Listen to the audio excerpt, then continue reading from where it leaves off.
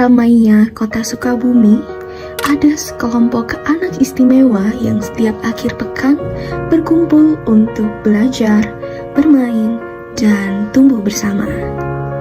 Mereka mungkin berbeda, tetapi satu hal pasti, mereka punya hak dan kesempatan yang sama untuk berkembang. Inilah Semai, Sekolah Sabtu Minggu Anak Istimewa. Berdasarkan data UNICEF, 67% anak berkebutuhan khusus di Indonesia belum mendapatkan akses pendidikan yang semestinya. Beberapa faktor penyebabnya adalah kemiskinan, pemerataan, dan kesetaraan gender. Banyak sekolah yang menolak penerapan pendidikan inklusif karena kurangnya sarana dan prasarana, serta tidak adanya tenaga pendidik yang kompeten untuk mengatasi anak yang memiliki keterbatasan.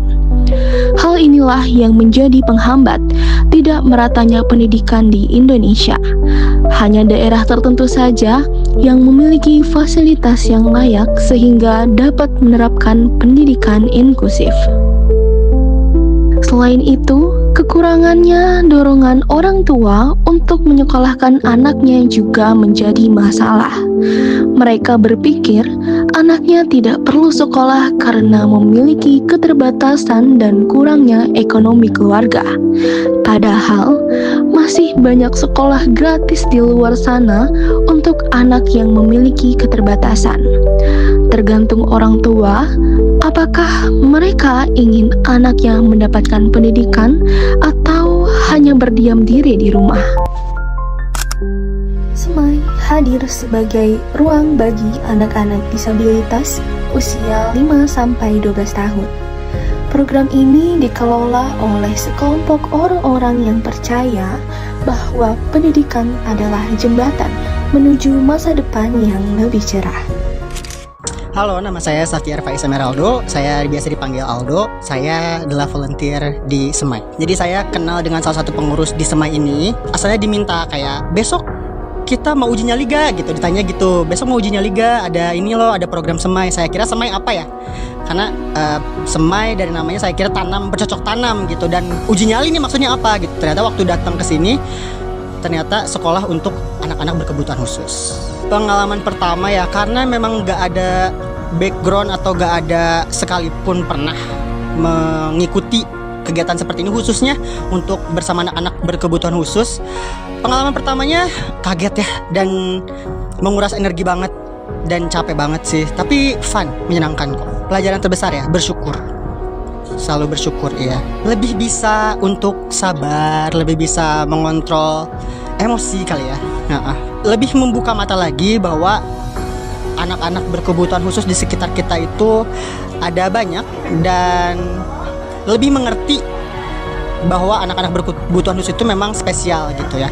Jadi kalau misalnya ketemu di jalan atau misalnya ketemu di bus, di mobil, di kendaraan umum, kan kadang-kadang suka ada yang marah-marah gitu ya, mungkin lebih mengerti aja sih. Halo, perkenalkan, nama saya Lesa Susanti. Saya sering dipanggil Lesa dan saya di sini sebagai pengajar. Pertama, ada beberapa anak kalau misalkan pemahamannya masih berat, paling kita mengajak si anaknya untuk bermain aja. Terus kalau misalkan untuk yang agak pemahamannya lumayan bisa menangkap kita ya, kita paling ngajak dia ke motorik kasar, kayak misalkan melukis atau menulis. Kalau misalkan untuk pendekatan, kadang kan anak-anak itu suka berbeda-beda ya, kayak emosionalnya juga ada yang sering marah atau enggak yang pendiam. Tapi kalau misalkan yang menurut saya gampang buat mendekati anak itu yang diam sih, soalnya kan enggak terlalu ini ya, paling kayak kita ajakin main buat misalkan si anaknya pengen seneng bernyanyi, ya kita ajakin bernyanyi. Kalau misalkan untuk yang emosionalnya agak ini ya, maaf, tantrum gitu agak susah juga sih, karena kan anak itu suka gak pengen jauh dari orang tuanya, tapi kayak perlahan aja dideketin, nanti juga pasti mau. Tantangan ya, Mungkin kalau misalkan anaknya yang gak mau diem sih ya. Soalnya kan kita juga harus ngelatih kesabaran ya. Soalnya kalau misalkan kitanya yang nanti misalkan anaknya tantrum, kita juga ikut tantrum, nanti malah nggak ini sih ke kitanya. Ini ya kan saya baru 2 kali pertemuan nih ke sini. Jadi awal-awal sih agak shock gitu. Soalnya kan belum pernah sebelumnya. Terus awal-awalnya juga agak susah buat mendekati, tapi lama-kelamaan alhamdulillahnya bisa. Dan anaknya juga lumayan menyenangkan, bisa menyenangkan saya gitu. Anaknya juga mau berbaur sama saya. Menurut saya masyarakat itu kalau untuk kan ini kita menghadapi anak yang spesial ya, beda dari yang lain, harus lebih sabar, jangan menganggap mereka itu aneh atau kayak merasa takut, karena seharusnya masyarakat itu menjaga mereka itu atau memberi kehangatan gitu ke anaknya, biar kitanya juga terbiasa dengan anak tersebut.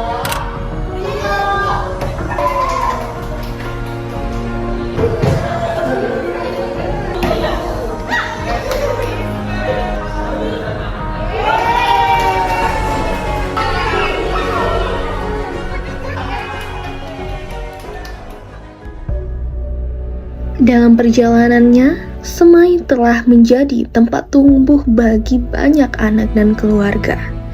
Dukungan emosional, lingkungan belajar yang aman, serta perhatian dari para pendamping membuat mereka merasa diterima. Disinilah pendidikan inklusif benar-benar hidup, tidak hanya sebagai konsep, tetapi sebagai pengalaman yang nyata. Setiap anak berhak mendapatkan pendidikan yang layak. Semai membuktikan bahwa pendidikan inklusif bisa menjadi nyata ketika kita peduli. Mari dukung mereka, karena masa depan inklusif dimulai dari langkah kecil kita hari ini.